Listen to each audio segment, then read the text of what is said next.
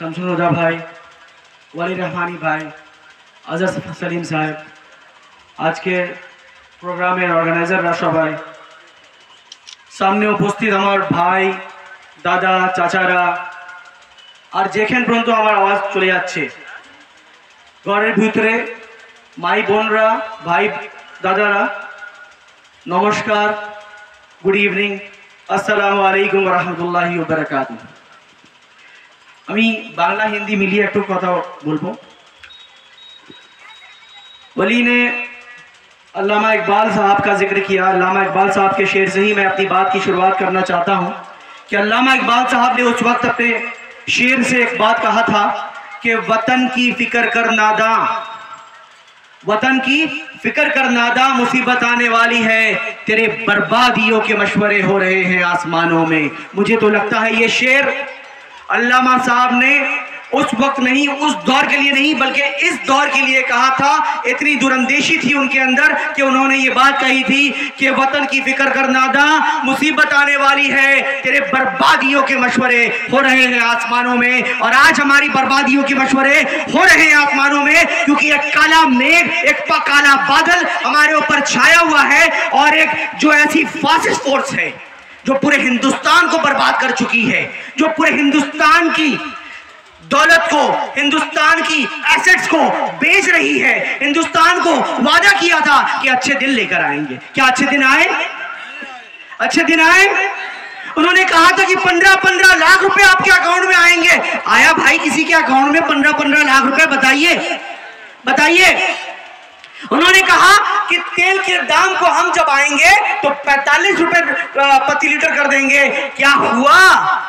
नहीं हुआ, बल्कि उल्टा आज 100 रुपए लीटर तक जो है तेल चला जा रहा है। उन्होंने कहा था कि हर साल हम 2-2 करोड़ नौकरियां देंगे। 2 करोड़ नौकरियां मिलने तो दूर की बात है, आप में से किसी को भी नौकरियां मिली तो बताएं, मिली? नहीं मिली। तो बात यह है कि नौकरियां मिलने तो दूर की बात है, लॉकडाउन की वजह से, जीएसटी की वजह से, नोटबंदी की वजह से हजारों, लाखों, करोड़ों नौकरियों से लोगों को हाथ धोना पड़ा।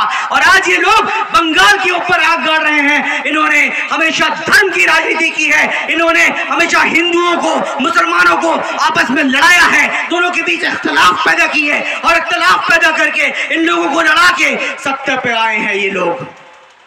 आज ये लोग यही चीज कोशिश कर रहे हैं कि बंगाल में भी हिंदुओं को, मुसलमानों को आपस में इख्तलाफ पैदा करके, आपस में लड़ाई झगड़ा करा के, दोनों के बीच में जब लड़ेंगे झगड़ेंगे, ये लोग आराम से सत्ता पर आकर बैठ जाएंगे। जय श्री राम का नारा लगाते हैं वो लोग जो कल तक आम आदमी पार्टी का जिक्र आया था, थोड़ी देर पहले वली रहमानी साहब के तकरीर में, आम आदमी पार्टी का ही कपिल मिश्रा था जो आम आदमी पार्टी में हुआ करता था। जब वो आम आदमी पार्टी में था तो एक सेकुलर नेता था, और वो अचानक रातों रात जब बीजेपी में चला जाता है तो जय श्री राम का नारा लगाता है और एक कम्युनल नेता हो जाता है। और दिल्ली में दंगा कराने वाला कौन होता है? वो कपिल मिश्रा होता है। यही चीज हम लोगों ने बंगाल में भी देखा। जब तक अर्जुन सिंह टीएमसी में था तो वो सेकुलर नेता था, मुसलमानों की इफ्तार पार्टी में आकर टोपी लगाकर मुसलमानों का नेता बनता था, मुसलमानों का हमदर्द हुआ करता था। मगर जिस दिन रातों रात वो बीजेपी में चला गया, उसने सबसे पहला काम वो किया कि जय श्री राम का नारा लगाया और कान की नारा में दंगा लगवा दिया और कई मुसलमानों के घर को उजड़वा दिया। क्या हमें ऐसा नेता चाहिए? क्या गारंटी है कि आज हम ऐसे नेता को जो है चुने और वो कल जो है बीजेपी में नहीं चले जाए? हमारे सामने एग्जाम्पल्स है अर्जुन सिंह जैसे, हमारे सामने एग्जाम्पल है दिनेश त्रिवेदी जैसे, हमारे पास सामने एग्जाम्पल है लक्ष्मीकांत शुक्ला जैसा, हमारा सामने एग्जाम्पल है मदनीपुर का ही नेता, सबसे बड़ा नेता जो टीएमसी का सबसे बड़ा दूसरा चेहरा हुआ करता था, वो आज सबसे बड़ा जो है एग्जाम्पल हमारे सामने है। आज रातों रात ये लोग बीजेपी में चले जाते हैं, इन्हें खरीद लिया जाता है और ये लोग जाकर वहां जय श्री राम का नारा लगाते हैं। और क्या गारंटी कि मेदिनीपुर में भी ये राइट ना कराए? हमारा मकसद क्या होना चाहिए? हमारा मकसद यह होना चाहिए कि गरीब पिछड़े जो लोग हैं उनकी रोजी रोटी की आवाज उठाएं। क्या कोई भी ऐसा नेता है जो उनकी रोजी रोटी के लिए बात करता है?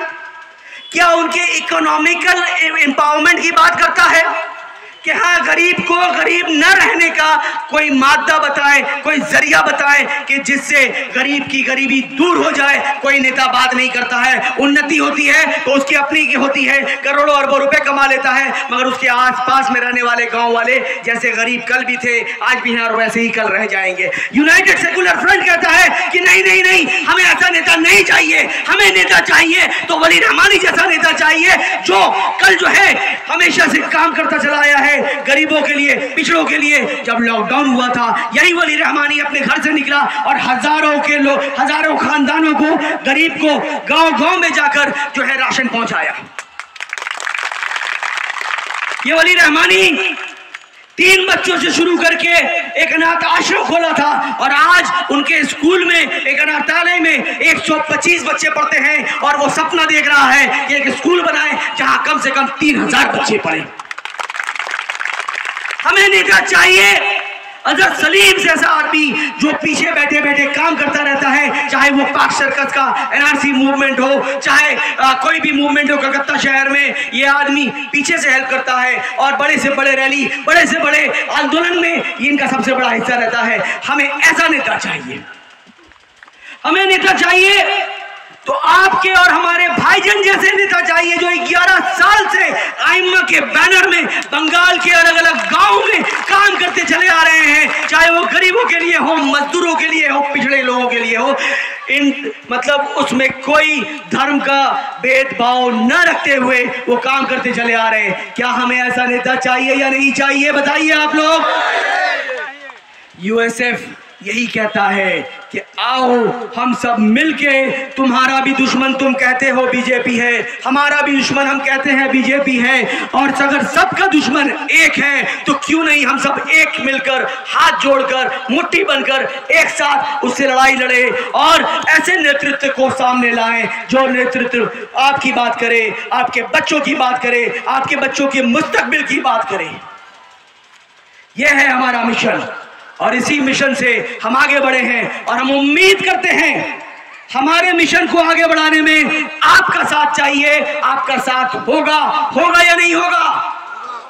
मैं सुन नहीं पा रहा हूं कि आप लोगों का साथ मिलेगा यूनाइटेड सेकुलर फ्रंट को, भाईजान को आप लोगों का साथ मिलेगा?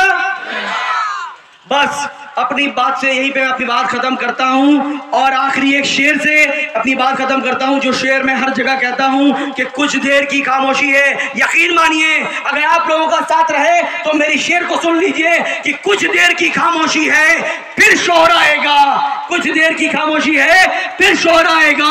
ऐ मोदी, योगी और शाह, तुम्हारा तो वक्त आया है, हमारा दौर आएगा, हमारा दौर आएगा। यूनाइटेड सेकुलर फ्रंट जिंदाबाद, हिंदुस्तान जिंदाबाद, बांग्ला जिंदाबाद।